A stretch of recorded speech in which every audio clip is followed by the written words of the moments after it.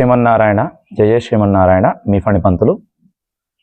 సర్వసామాన్యంగా ఆడవారికి తాలిబొట్టు పెరిగిపోతే ఎలా, పుస్తెలకు ఉన్నటువంటి దారము తెగిపోతే లేదా అది పాడైపోయినప్పుడు తీసుకోవాల్సినటువంటి జాగ్రత్తలు ఏమిటి? ముందుగా ఎవరైనా స్త్రీలు వారి రోజువారీ వ్యవహారంలో ఈ తాలిబొట్టుని సవరించే సమయంలో ఒక్కొక్కసారి ఆ దారం అనేది తెగిపోతుందండి. కొంతమంది వైరుతో అల్లిస్తారు, చాలా మటుకు మాత్రం దారమే ఎక్కువ ప్రాధాన్యత.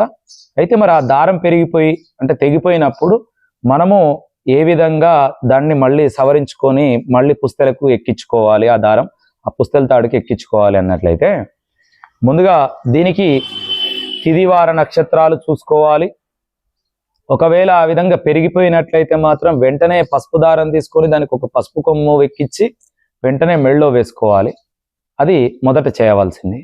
రెండవది వచ్చేసి ఎప్పుడైతే ఆ తాళి పెరిగిపోయిందో వెంటనే మీ దగ్గరలో ఉన్నటువంటి అయ్యవారులను ఎవరినైనా సంప్రదించేసి దాన్ని ఏ విధంగా భద్రపరచాలి, ఎక్కడ పెట్టాలి అని చెప్పేసి వారిని అడగవచ్చు. లేదా ఈ వీడియో ద్వారా మీకు ఆ విషయం పూర్తిగా తెలవాలి అని చెప్పేసి నా ఉద్దేశం అండి. అయితే ఆ తెగిపోయినటువంటి ఆ పుస్తెలు ఏవైతే ఉంటుందో, ఆ దారం ఏదైతే ఉంటుందో లేదా పుస్తెల తాడు ఏదైతే ఉంటుందో దానిని మూఢ్యము అంటే ఇక్కడ తెలంగాణ భాషలో మూఢం లేకుండా పోతే ఆదివారము, సోమవారము, మంగళవారము ఈ 3 రోజులు పనికిరాదండి.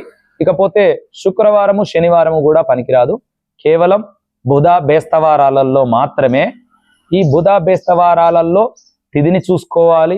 రాహుకాలము, యమగండము, అక్కడ వర్జము ఇలాంటివేవీ లేకుండా చూసుకొని మన ఇంట్లో దేవాలయం సన్నిధిలో లేదా ఇంట్లో పూజ గదిలో ఆ యొక్క కొత్త దారం దానికి కాస్త పసుపు రాసుకొని మధ్య భాగంలో కొంచెం కుంకుమాలంకారం చేసుకొని ఏవైతే పెరిగిపోయినటువంటి ఆ పుస్తెలు ఉంటాయో వాటిని పాలల్లో శుద్ధి చేసుకొని ఆ తర్వాత దానికి పసుపు కుంకుమ పెట్టి ఆ తర్వాత అమ్మవారి ఫోటో కానీ లేదా ప్రతిమ రూపం కానీ ఏదైనా ఉంటే ఆ అమ్మవారి దగ్గర కాస్త 1 నిమిషం పాటు ఉంచి ఇష్టదైవాన్ని మనసులో స్మరణ చేస్తూ ఆ దైవనామ స్మరణతోనే దాన్ని మళ్ళీ కుచ్చి ఆ తర్వాత కళ్ళకద్దుకొని వేసుకోవాలండి. గుళ్ళో అయినా అంతే, ఇంట్లో మన పూజ గదిలోనైనా ఆ విధంగా చేయాలి. అమావాస్య తిథి, చతుర్దశి, పౌర్ణమి ఈ వారాలు ఏవైతే ఉన్నాయో వాటిల్లో చూసుకొని మరి ఈ విధంగా చేయండి. మరి అన్ని రోజులు లేకుండా తిరగాలి అంటే మాత్రం ఆల్టర్నేట్గా ఈ పసుపు కొమ్మును వేసుకొని ఉండవచ్చునండి.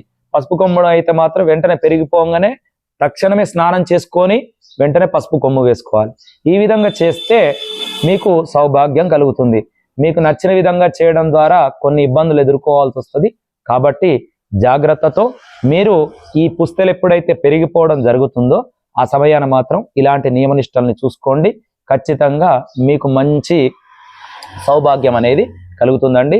ఈ వీడియో చూసే వారందరూ కూడా నా యొక్క ఛానల్ని బాగా సపోర్ట్ చేయండి. మీ మిగతా ఫ్రెండ్స్ కానీ మీ యొక్క బంధువులకు కానీ ఈ వీడియోని షేర్ చేయండి. జై శ్రీరామ్, జై శ్రీమన్నారాయణ.